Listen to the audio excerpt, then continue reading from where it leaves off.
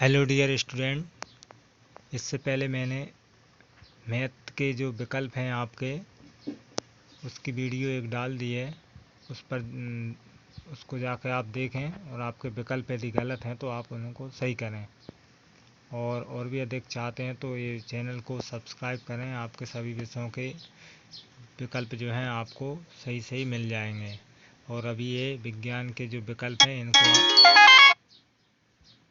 विज्ञान के जो विकल्प हैं आप इनको देख लीजिए, आपके कितने सही हैं कितने गलत हैं। तो चलते हैं हम। हमारा पहला प्रश्न हैगा,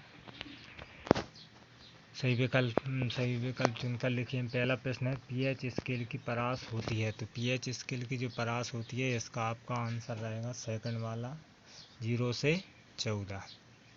अगला प्रश्न है, कार्बन की संयोजकता होती है। तो कार्बन की संयोजकता होती है आपकी 0.4। इसका आपका चौथा वाला आंसर सही रहेगा। तीसरा है, मेंडलीव के आवर्त नियम के अनुसार तत्वों की आवर्त तालिका को व्यवस्थित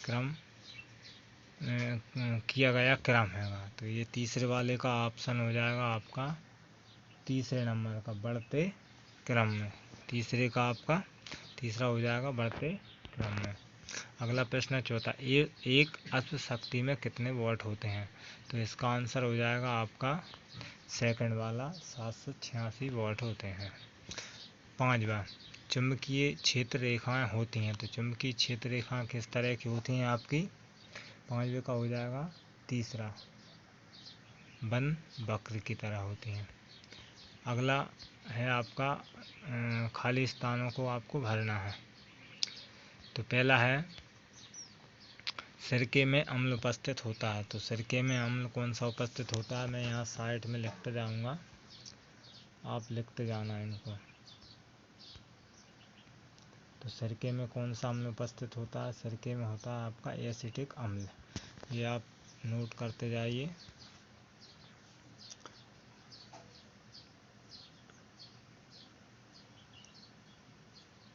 ये हो जाएगा पहले में आपका एसिटिक अम्ल,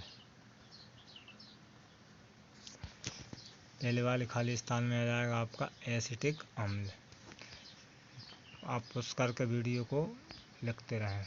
अगला हैगा सेकंड वाला, गोलीय दर्पण की फोकस दूरी उसकी वक्रता त्रिज्या की कैसी होती है। ये होती है आपकी आधी।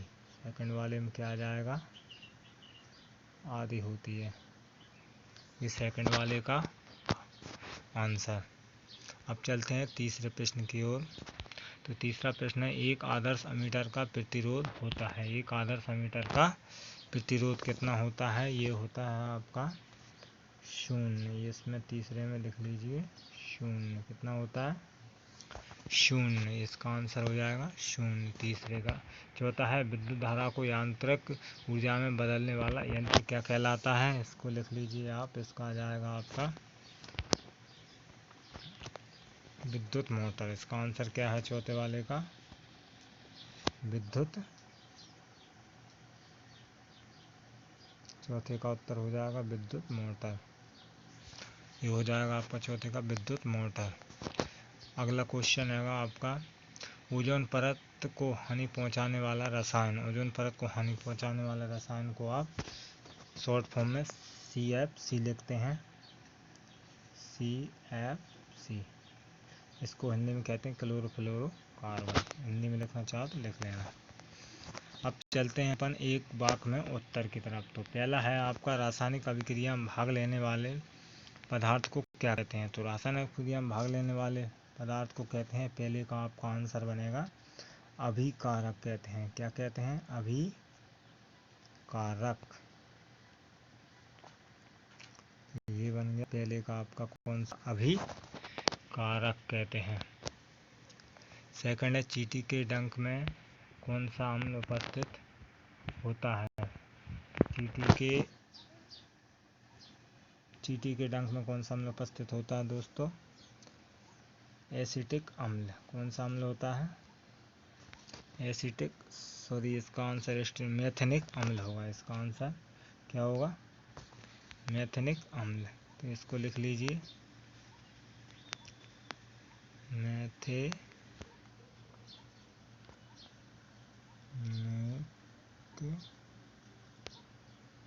अम्ल।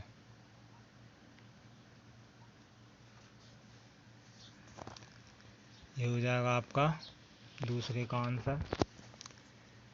तीसरा क्वेश्चन है, अनुवांशिकता का जनक किसे कहा जाता है? तो अनुवांशिकता का जनक कहा जाता है सर, ये तीसरे का आंसर हो जाएगा आपका सर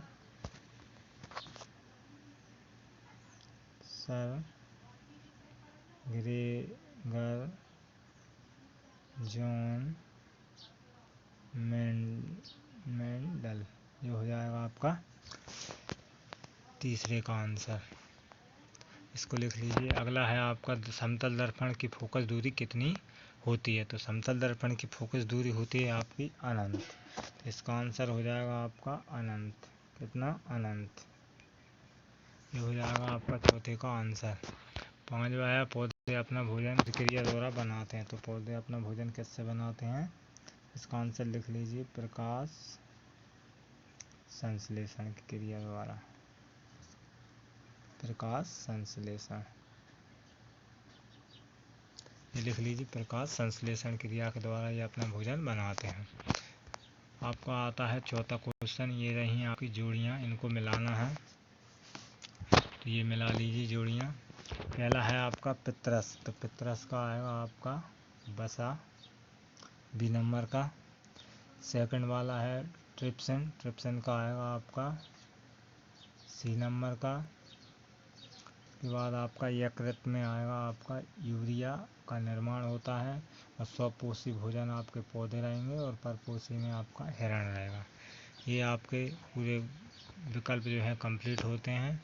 और आप दूसरे जो अदर पेपर हैं उनके विकल्प देखना चाहते हैं तो चैनल को सब्सक्राइब करें, लाइक और शेयर करें। धन्यवाद।